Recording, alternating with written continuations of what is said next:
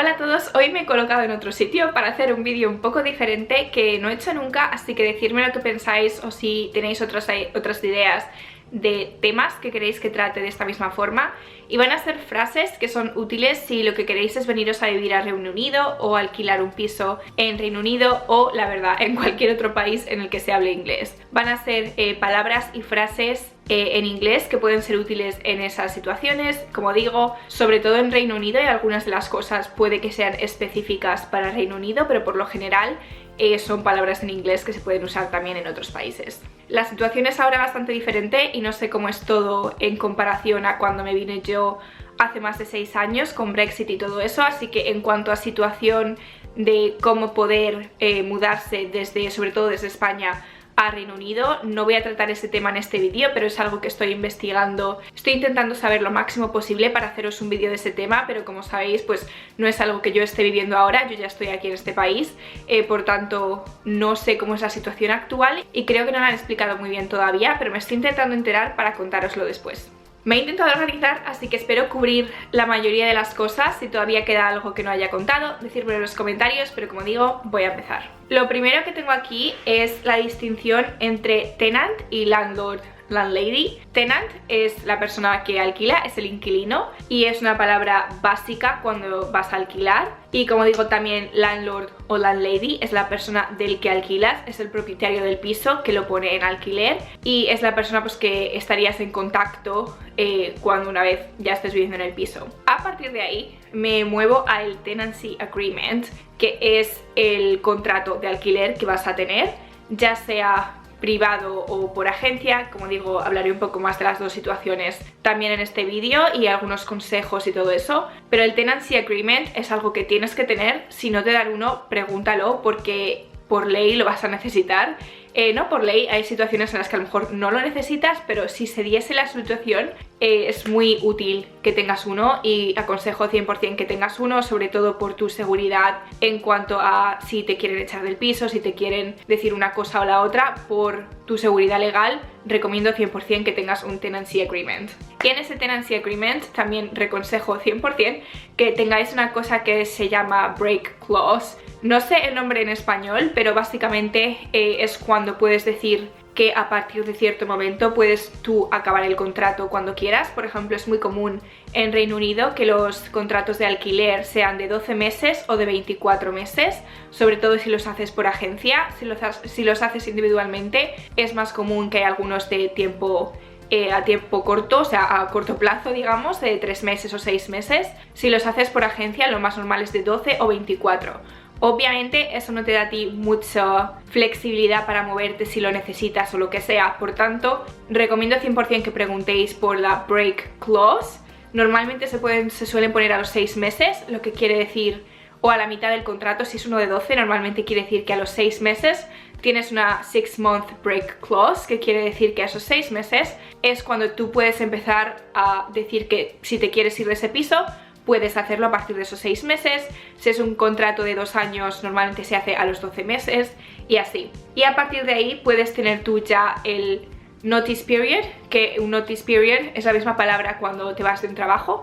Es básicamente el tiempo que le dices a la otra persona que te vas a ir del piso. Por ejemplo, si es el 1 de enero y te quieres del piso el 1 de febrero, pues ahí necesitas un 1 month notice period. Recomiendo también que si podéis cambiarlo, tengáis, y como esto no son consejos financieros, no lo toméis como tal, es solo por mi experiencia lo que os estoy contando. No soy persona legal, no tengo ningún entrenamiento ni educación legal, por tanto no lo toméis como tal y hacer preguntar a quien tengáis que preguntar, pero por mi experiencia lo mejor es tener un 1 month notice period para ti, que tú tengas que decirle a la persona que te vas y tienes un mes, y 2 meses, un 2 month notice period, para que el landlord te diga que te tienes que ir. Si por ejemplo ellos quieren vender el piso o quieren hacer lo que sea y quieren que te vayas, recomiendo que ahí haya 2 meses, porque si no te va a dar mucho estrés el tener que encontrar un piso súper rápido. Y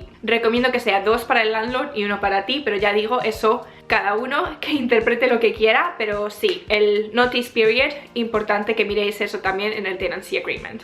Como digo, podéis hacer los contratos privados o por agencia. Una agencia o una inmobiliaria son los estate agents. Normalmente te puede cobrar también algún dinero aparte, una fee, que simplemente pues por sus servicios, digamos, por lo tanto a veces puede ser un poco más caro que hacerlo de forma privada, pero el proceso legal suele ser mucho más claro y te puede dar esa seguridad, aunque sea un poco más caro a la hora de hacerlo. Y también si lo vais a hacer por inmobiliaria, por estate agents, normalmente te cobran un depósito, aparte del depósito que es el deposit que tú pones en la propiedad por alquilarlo. Normalmente te cobran un depósito que está ahí por seguridad. Si rompes una puerta o lo que sea, pues cogen de ese depósito. Cuando lo haces por inmobiliaria, normalmente te cobran también un depósito por reservar el piso o la casa o lo que sea que estés alquilando. Aseguraros también que ese depósito luego salga del depósito que pones en la propiedad. Si tienes que poner, por ejemplo, 2.000 libras de depósito y te cobran 500 de la agencia, que esas 500 salgan del 2.000, por lo tanto luego solo tienes que poner 1.500 aparte. Aseguraros que no sea una fee adicional, porque normalmente eso es cuando te intentan timar un poco, digamos. Normalmente ese depósito de reserva tiene que salir del depósito en sí que pones luego en la propiedad. Otra cosa que es también importante, que muchas veces te piden, es el Proof of Address o Proof of Identity. Proof of Identity es súper fácil, pasaporte o lo que sea que tengas. Proof of Address es un poco más complicado y yo, por ejemplo, no en el piso, pero es algo que te piden aquí mucho para cualquier tipo de cosa legal. Te piden un Proof of Address, que es básicamente que pruebes dónde vives, que pruebes tu residencia. Esto a mí me causó problemas, sobre todo a la hora de hacer cuenta bancaria. Por ejemplo, un Proof of Address, que es el más fácil que puedes probar de dónde vives, es dar el papel del banco con tu dirección. Pero por ejemplo, el papel del banco no va a tener tu dirección si no has podido alquilar tu primer piso todavía. Y por tanto el banco a lo mejor no te deja hacer la cuenta porque no tienes esa dirección. Es un poco un círculo vicioso y por eso yo el primer contrato que hice fue privado, porque me resultó más fácil, porque había menos problema legal y así pues conseguí el Proof of Address y todo esto. Proof of Address te suelen pedir o un bank statement o las facturas, una factura de la luz o del agua también sirve con tu nombre y la dirección, también sirve como Proof of Address. Como digo, a veces es un poco complicado con el banco, el piso y el trabajo, es como 3 puntos de un círculo vicioso que no puedes conseguir uno porque no tienes los otros dos, pero no puedes conseguir el otro porque no tienes los otros dos, y es un poco complicado, pero es también algo que hay que tener en cuenta, que te pueden pedir, y eso es lo que significa cuando te piden Proof of Address, es lo que quieren que des, o un bank statement o carnet de conducir de aquí si tenéis, porque también tienen la dirección puesta, o ya digo, facturas de la luz o de la electricidad. Cosas como el teléfono o el internet no suelen contar, por tanto es como que es un poco complicado a veces, pero eso es lo que significa y lo que te piden. Lo siguiente es el alquiler en sí. El alquiler en sí es el rent, una renta, que también se dice en español. Pues rent es el alquiler y es el dinero de alquiler que pones. Por ejemplo, si estás preguntando y quieres saber cuánto te cuesta al mes, entonces preguntarías how much is the monthly rent. Otra cosa en cuanto a costes y lo que vas a pagar o no, también dependiendo de si estás haciendo un contrato privado o por agencia, en algunos de ellos, sobre todo los privados, las facturas van a ir incluidas en ese contrato o en ese dinero que te están pidiendo de forma mensual.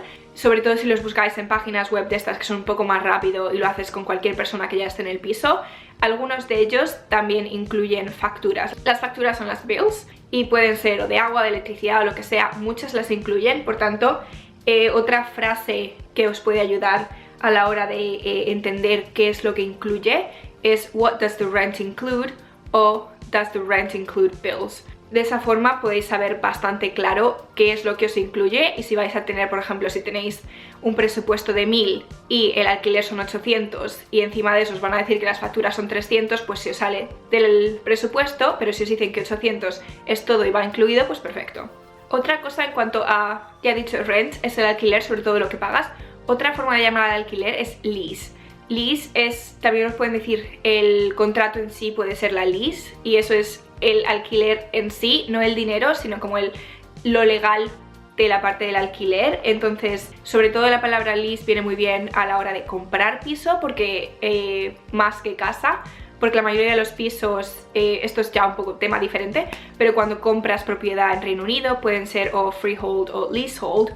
Leasehold quiere decir que aunque estás comprando el piso, realmente no es tuyo, es como si fuese un medio alquiler, pero no, pero sí. Entonces viene muy bien también a la hora de comprar. A la de alquiler un poco menos, pero también es una palabra que está bien saberla por si acaso aparece, sabéis qué se refiere al alquiler. En cuanto a facturas, hay aquí una factura que yo no sabía de su existencia, sobre todo porque los primeros 6 meses, como digo, yo estaba en un piso privado y esto no apareció en ningún momento, no es algo que la chica del piso me pidiese pagar aparte ni nada, entonces pues los primeros 6 meses no lo pagué, pero imagino que la chica sí lo estaba pagando porque si no te buscan. Y es el council tax. Council tax es como un impuesto que se paga al barrio o al pueblo, al distrito en el que vives, y depende también, sí, depende del condado en el que vivas, de la ciudad en la que vivas y del distrito o barrio en el que vivas dentro de la ciudad. Por ejemplo, en Londres, que está dividido, creo que son 32 barrios, 32 boroughs, cada uno tiene su council tax diferente y está dividido en diferentes bandas. Es un poco complicado entenderlo, básicamente va para el cuidar de parques, de recogida de basuras, cosas así.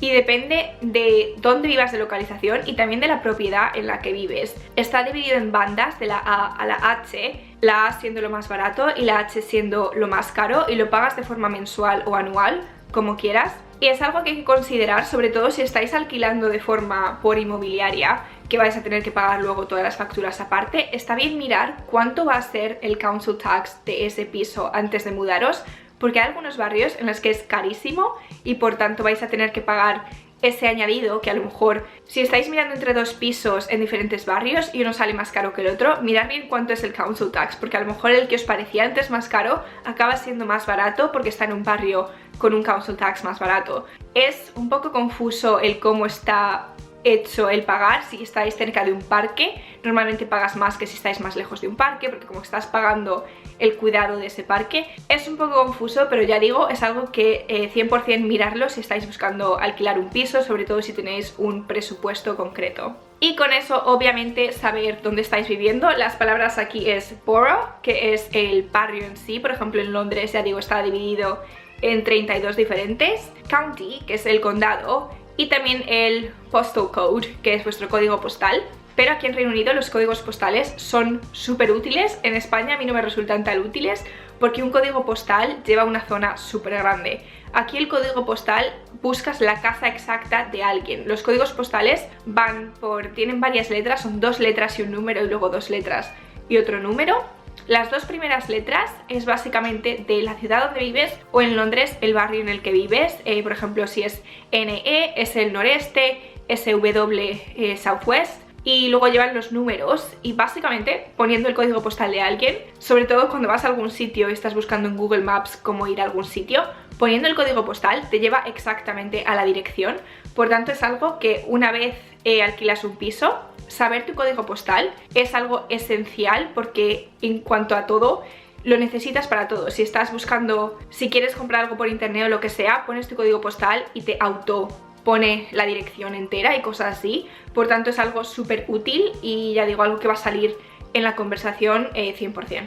Y ya, si has llegado a la conclusión de que te gusta el piso y estás interesado, tienes que saber cuándo va a estar disponible. Entonces lo que tienes que preguntar es when is it available. Ese availability es la disponibilidad. Entonces si preguntas eso, te van a decir desde cuándo está disponible, lo cual es súper útil, porque si es a 3 meses y tú lo necesitas para el mes que viene, pues no te viene bien. También con eso, si hay inquilinos ya que se tienen que ir, a lo mejor en vez de preguntar la disponibilidad, te interesa saber cuándo se van a ir esos inquilinos. Por lo tanto, puedes preguntar when is the current tenant moving out. Moving out es cuando te vas de un piso y moving in es cuando te mudas a ese piso.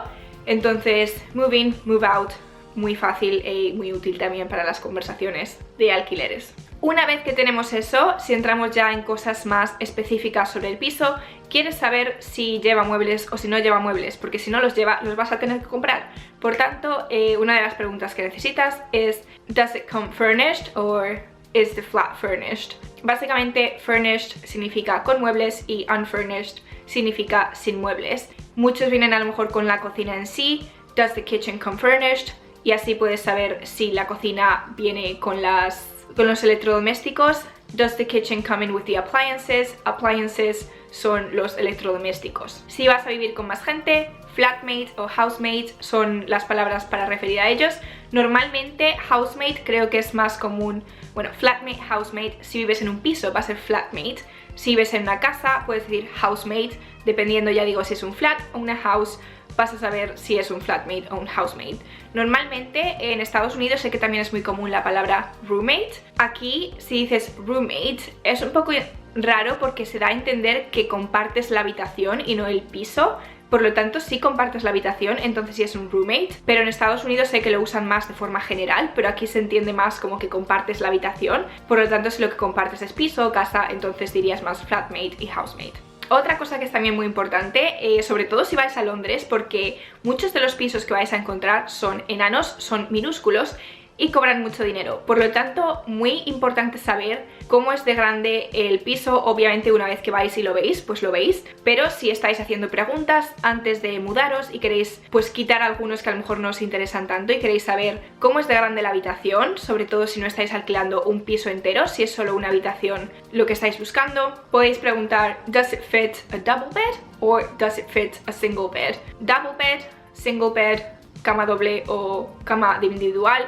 La doble aquí se considera, creo que es desde 135 centímetros, una single es uno de 90 centímetros, una cama pequeña. También muy importante, si estáis mirando el anuncio en sí de una habitación y os pone double room, eso quiere decir que cabe una cama doble, o si pone single room, normalmente se entiende que cabe una cama, no significa que puedes tener una persona o dos personas, lo que da a entender es el tamaño de la cama que puedes meter en esa habitación. También interesante, sobre todo en Londres y en ciudades más grandes, que hay ahora un montón de nuevos pisos que están creando y esos pisos son un poco más modernos, no es una casa que está distribuida en pisos ahora, sino que son pisos hechos como tal. Muchos tienen portero. El portero es el concierge, que es como conserje, digamos. Entonces también es interesante preguntar, si estáis buscando en un bloque de pisos, preguntar que si tiene conserje o no, porque es muy interesante, sobre todo si trabajáis en una oficina, ahora un poco más diferente, pero si trabajáis en una oficina y queréis que alguien pueda recoger los paquetes y no los dejen tirados, en muchos pisos, sin más, si no tienen conserje, o no dejan los paquetes y luego tenéis que ir a correos a buscarlos, o hay un poco más problemas, o los dejan por ahí y luego os los roban.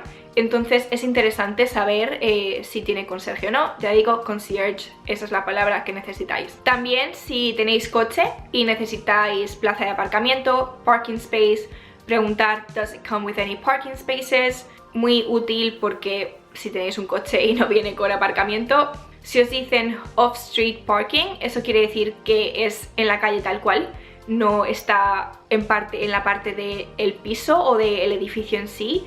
Si os dicen on-site parking, eso quiere decir que sí es parte de lo que es la propiedad del edificio en sí, pero a lo mejor no está pues debajo de un parking o debajo del edificio o lo que sea. Underground parking sería si está debajo del edificio. Are there any shops, stations nearby?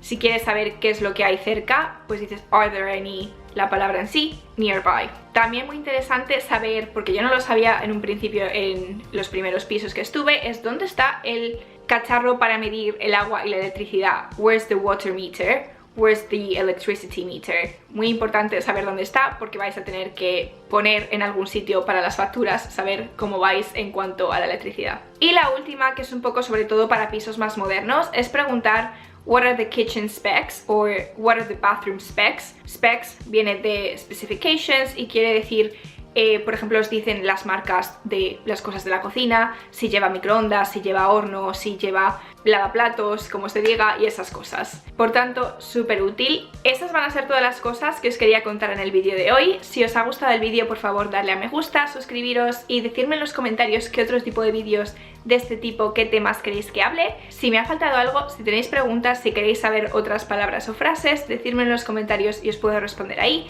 Pero va a ser eso por hoy. Espero, como digo, que os haya gustado y os veré pronto con otro vídeo. ¡Hasta luego!